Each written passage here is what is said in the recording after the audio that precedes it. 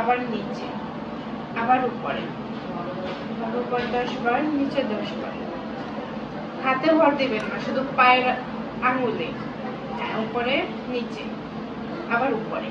হ্যাঁ, এভাবে 10 বার। এখানে আসুন, দুটো পা দুটো সাইডে ভাবে, একটা পা সামনে নিয়ে আসুন, কোমরে হাত দিবেন, সামনের হাঁটুটা একটু ভাঁজ করেন, এইটুকুনি ব্যাস। এটা পিছনের গোড়ালি নিচে থাকবে, হাঁটুর দিকে যেন টান টান পড়ে। এভাবে 10 সেকেন্ড। তারপর ডান পা সামনে, বাঁ পা পিছনে, আরেকটু সামনে, কোমরে হাত, সামনে হাঁটু ভাঁজ করেন, এইটুকুনি। এভাবে 10 সেকেন্ড।